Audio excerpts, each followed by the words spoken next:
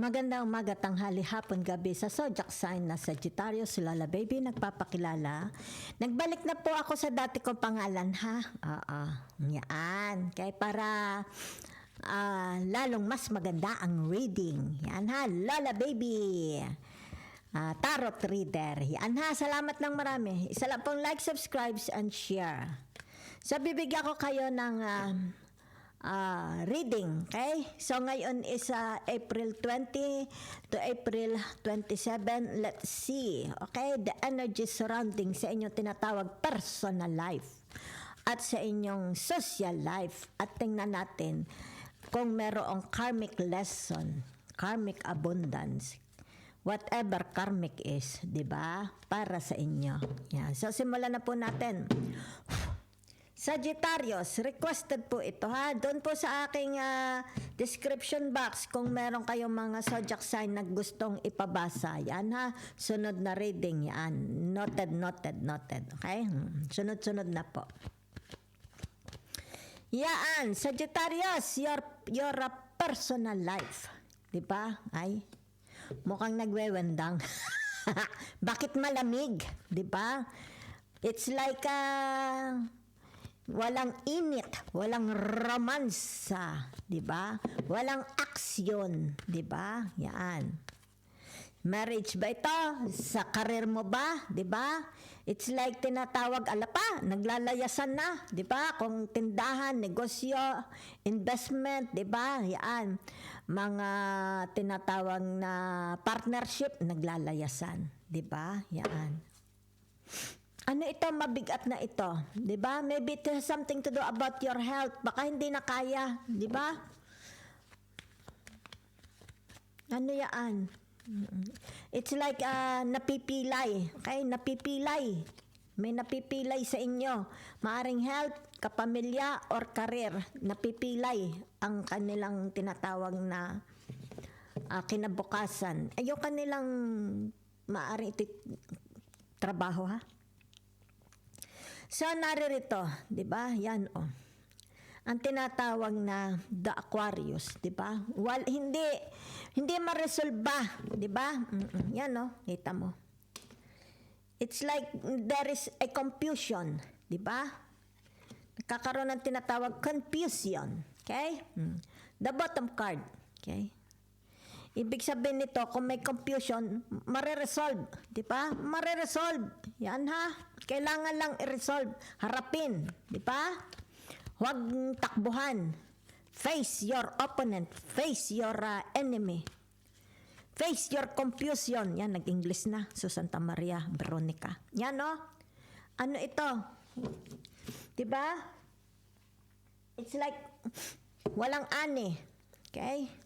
Walang, kumbaga dito tinatawag, walang nakikipagsaya, di ba?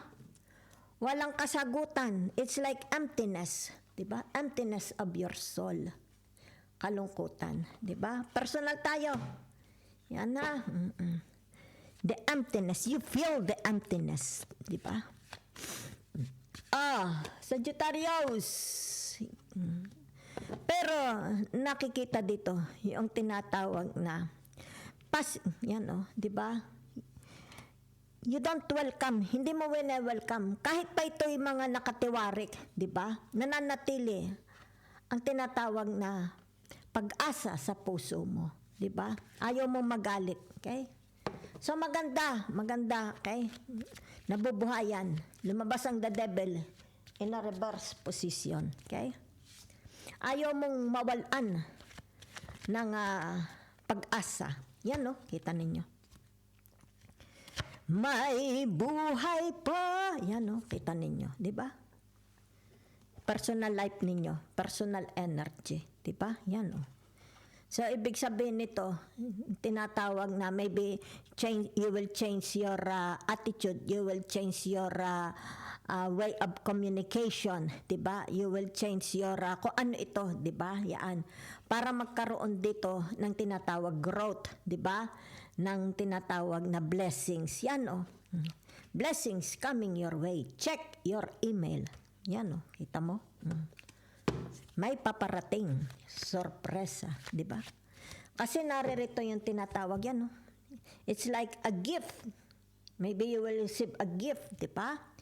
Maybe it has something to do about sa bahay, di ba? Kung ano meron sa bahay, di ba? Yan, no? Okay? Maaring nakakaranas ng poverty sa bahay. Maaring nakakaranas ng tinatawag na baka nasa mortgage ang bahay, di ba? Yan, no? Baka mahihila ang bahay, di ba? Yan, no? Kita mo? Di ba? So, ibig sabihin nito, nagtumbalilong, di ba? Napaka-heavy ng problema. So, kung kaya dito, surprise, there is a surprise. Okay? Nagtambalilong ang the devil. So, let's say, yan na. Wag. Ibig sabihin nito, don't be paralyzed. Napaparalyze kayo, di ba? Yan. Nakakapanghina ng kasu-kasuan, pero hindi na. Kasi Sagittarius kayo, di ba? So, ibig sabihin nito, yung tinatawag your way of thinking, di ba? Yan. Your way of thinking, palagi kang maganda, di ba? It's like, palagi kang nagdadasal. You don't want to welcome. Kung kaya dito, wala itong puwang sa buhay mo, di ba? Pagiging negative. Yan, no? There is a surprise. Maybe a gift, a wealth, di ba? So, ibig sabihin nito, it's about your inner peace. Yan. Nakakaroon na ng inner peace, di ba? Yan. So, nakikita dito, your aura is vibrating. Boom, boom, boom, boom. Sobrang liwanag. So brighter as the stars. Brighter than the stars above. Let's see your social energy. Ayan, no? Kita mo? Your aura is tinatawag ay nakakasilaw ang iyong aura. Diba? Ang iyong energy. Diba? Yan, no? Nasisilaw sila. Yan. Nagtutumbalilungan. Diba? Yan. Maaring hindi sila makatingin ng diretsyo. Maaring ang gamit mo is Ajax. Diba? Sunrocks. Pinasasaya ko lang kayo. Yan, no? It's all about your aura is tinatawag zoom. Matindi pa sa sikat ng araw. Diba? Yan. The purity of your soul, the purity of your mind, di ba? So kung sino ito, it's like wala, may mga magbabalikan, di ba? Yan, kung sino itong magbabalikan na ito. Yan ha? A relationship na once upon a time is tinatawag na nasira, di ba? Yan, magbabalikan. So, whatever is this, di ba? Naririto. Yan. Yung tinatawag na, it's like panghihina. Di ba? Yan, no? Okay? Panghihina ng kanilang kaluluwa. Di ba? Panghihina ng kanilang katauhan. Di ba? It's like, maybe this person is sick. Di ba? Mentally, physically, or tinatawag na emotionally. Pero nakikita ko dito, they are sick. So, ano tinatawag na emotionally. Okay? Yan, no? They're very, very sick emotionally. Yan, no? Sugatan. Yan. Diba? Kung sino itong babalik na ito, sugatan. Diba?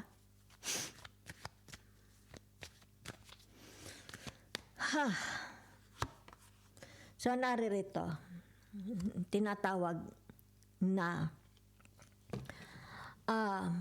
masyadong bagsak na bagsak, di ba? Kaya, no? Kita nyo. Kung sino ito, bagsak na bagsak sila. Emotionally, physically, mentally. Okay? Nakakaranas sila. Yan, ha? Nang tinatawag na lugmok, di ba? Lugmok na lugmok sila. Yan, no? Maari sa pamemera, sa pag-ibig, di ba? Sa relationship, lugmok. Para silang nasa putikan, nasa, anong tawag dito? Nasa, hindi naman kakahuyan eh. Kumunoy. Yan, ha? So, naririto pag-amin. Yan. Yan. So kaya dito, 'di ba, nagbabaga yung iyong tinatawag na aura. So meron ditong pag-amin na mangyayari. Okay? So ibig sabihin nito yung tinatawag na mag-emerge, 'di ba? Kung ano man ito. Kasi pagod na 'di ba? Pagod na siya. Yan. So aaminin na niya, 'di ba? Hindi na kaya ng konsensya. Hindi na niya. It's like nakakaroon na ng confusion, 'di ba? Yan. Nakakaroon na ng confusion, kabigatan, 'di ba? So, ito kung ano man itong pag-amin na ito, 'di ba? Yan. Aahon, okay? Mag-e-emerge. So, ibig sabihin nito, yan mga dalahin niya, okay? Aalisin na niya, okay? Aalisin na niya yung dalahin niya sa loob. Hindi na niya kaya Kasi ito nag-reverse, di ba? Mabigat na masyado, okay? It's like para na siguro siyang nababaliw, di ba? Maring dito hindi na siya kumakain. There is no action activity sa buhay niya, di ba? So meron ditong pag-amin mangyayari, okay? Yan. So ibig sabihin nito makakawala. It's like praise the Lord. It's like tinatawag rebirth. Yan, no? Kailangan ng taong ito ng tinatawag rebirth, di ba? Muling pagkabuhay. Yan. Lugmok na lugmok Okay? So let's see the karmic energy para sa inyo. Okay? My light is shining above. La la la la la la la la. Kita mo? Karmic energy. Yan Ibig sabihin nito, it's like a long lost, di ba? Long lost family. Yan Whatever. Ibig sabihin nito, kung ano man ito, di ba, nangyari dito. Maybe they are experiencing poverty, di ba? Loneliness, di ba? Sabi natin betrayal, whatever, di ba? Infidelity, cheating, di ba? Okay. Stealing, di ba? Kasi reverse, kung ano ito, So, ano ang la la la la la la la la the karmic energy. Yan So, ibig sabihin nito, yan the karmic energy. Okay? Release it, di ba? Yan It's about inner peace. Okay? Magkaroon ng inner peace. Let it go. Let it go! Let it go! Yan. Kumbaga dito, yung tinatawag shine. Di ba? Shine. Para dito, tinatawag na mabuhay uli, 'di ba? Mag-vibrate. It's like lumiwanag uli ang iyong pag-iisip, ang iyong mental state, 'di ba? Umayos uli. Yan It's like mamuhay ng legal, mamuhay ng marangal, mamuhay ng it's tinatawag na walang mga baway sabi natin conflict, 'di ba? Yan It's all about going to confession, di ba? Kasi to, maybe sabihin natin, it's time to go for a confession para magkaroon ng tinatawag kapatawaran. If you're a Catholic, confess your sins. It's like tinatawag pakikipag-ugnayan sa Diyos, di ba? It's like pagka tayo nasa Diyos para tayong mga bagong panganak, rebirth, di ba? We feel like a newly born, di ba? Yan So that's the karmic energy, okay? Nakikita ko for you from the universe. Okay? Thank you very much.